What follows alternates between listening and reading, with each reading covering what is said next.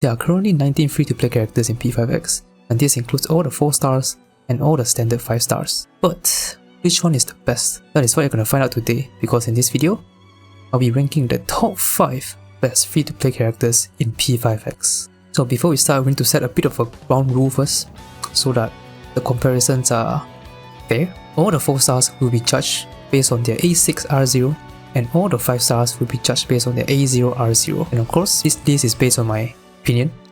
You guys can feel free to let me know what you guys think of my list, and also feel free to let me know what you guys' rankings are. So now let's start off with the first character on the list, and spoiler alert, she is also the only 5 star on the list, and that is An Takamaki, or codename Panther.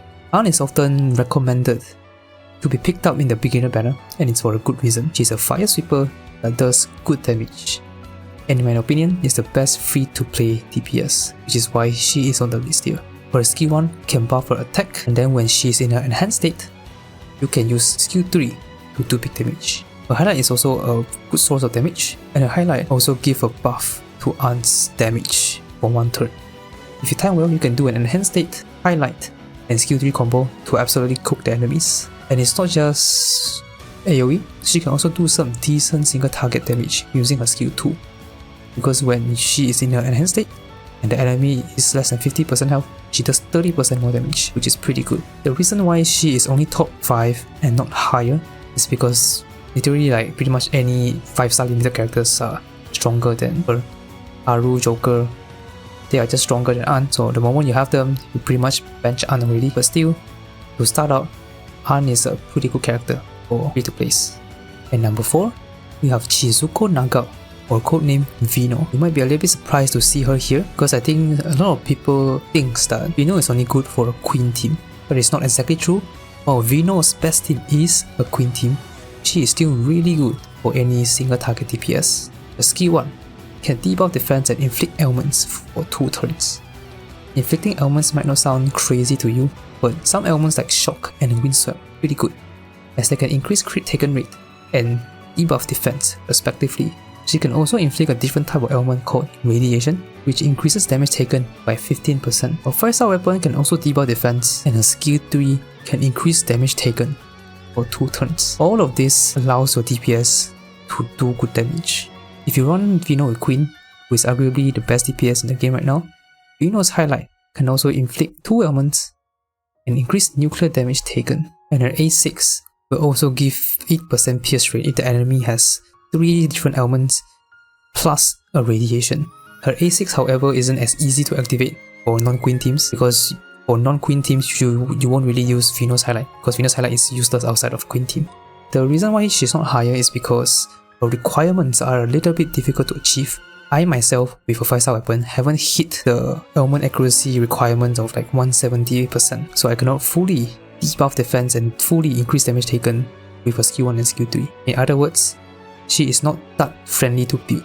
For number 3 on the list, we have Shun Kano, or codename Soy. Soy is an ice sustain, but do not let that roll fool you, because he is a defense debuff machine. With his skill 2, gun, 5-star weapon, departure and control set, he can debuff over 150%. Similar to Vino, he is mostly used for single target bosses, but unlike Vino, his gun can AoE debuff. Other than debuff, he can also provide a little bit of sustain with his skill 3, which allows you to bring him for bosses that don't do that much damage. Other than that, you also got some buff from Mesa or Kira synergy, where at rank 17 you get to use his gun every other turn, and there's also some gun damage increase as well. The reason why Soy is higher than Vino is because he has lower requirements to reduce defense. He doesn't have any stat or awareness requirements for his debuffs, and he is more free to play friendly to use. However though, if your account is stronger, like if you have been playing for maybe half a year, then Soy is gonna fall off a little bit compared to Vino, because Soy's defense debuff is really good, but there's a limit on how much you can debuff, because if you overcap on your defense debuff, the extra defense debuff is wasted. And for Vino, she can at least increase damage taken, while Soy cannot. But this is a free-to-play ranking, so that's why I have to put Soy above Vino. And now, we can go to our top 2. It is Riko Tanemura, or codename Win. Win is by far the best 4-star navigator in the game. The reason why I put her this high is because you need a navigator for every single team. It's not like debuffer, buffers or DPS, right, you can choose not to have them, but Navigator you have to put them, which makes her extra valuable.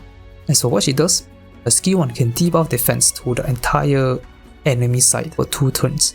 And her skill 2 is an auto skill that triggers itself every time you lower the down point or knock down enemies. For skill 3, she buffs party's damage for only 1 turn, but the buff is very huge. At A6R0, she can buff over 90% damage. And aside from her debuffing and buffing skills, she is also extremely helpful in Velvet Trials, where she can knock down enemies even without hitting weaknesses. And her passive increases the 1-1 and all-out attack damage, which solidifies her as a must use in Velvet Trials. The downside to win, however, is that you actually need her A6 to really fully unlock her potential, because her A6 can reduce the skill 3 cooldown from 8 actions to 4 actions if you hover at 160 speed. And that is also the other downside, you need 160 speed to fully utilize her. But if you hover at A6, she is incredible. Before we go to our number 1, I have a couple honorable mentions. The first one is Ryuji Sakamoto, or codename Skull. So Ryuji is a very strong single target DPS. The reason why I put him below An is because AoE is generally better for story and event bosses, and also An has a decent single target move in skill 2. Ryuji can do big damage, but the caveat is that he is a little bit more difficult to use because you need his HP to be low to really activate her passives for more damage. But if you are able to set it up, he can do good damage. And at higher awareness, Ryuji can outdamage A0 Mesa, a 5-star character. I'm actually a bit hesitant to put this character here, but Morgana's revive is useful, especially for Velvet Trials, event fights, Metro of Desire, especially for newer players. He is the only character that can revive at A0, but outside of reviving, he is just not that good. His healing is alright. He can, I guess, inflict Windswept with skill 1, can knock down enemies with skill 3, but he doesn't buff your team's damage, which is what's holding him back. And even with his knocking down mechanic with the skill 3, it doesn't really work for most bosses, especially SOS to keep bosses, because they cannot be knocked down. So that leaves our number 1. If for some reason you haven't guessed it yet, well, it's Leon. Leon is the best free-to-play character in P5X, at least in my opinion. Leon is just so good. He can buff a good amount of attack and a lot of crit damage. At A6R0, he can buff over 2500 attack and over 100% crit damage. Crit damage is one of the most important and rare stats for DPS. The fact that he can give 100% is insane. His buffs are so good and so versatile that he can be used in any team. The only downside to him is that he is more skill based to use compared to other characters because of the HP management. Because to really fully activate his buffs, you need your DPS to be lower HP, ideally less than 60%, to activate his A6 crit damage. He does have his skill 2 to reduce HP, so you kind of have to time it right to activate the passives. And if you have a healer on the team, it can become extra difficult to use because your healer will always heal your DPS to full, and then when Leon's skill 2 reduces the HP, you only reduce by 30%. You need to reduce by 40% to reach 60%, right? So a healer kind of messes up the HP.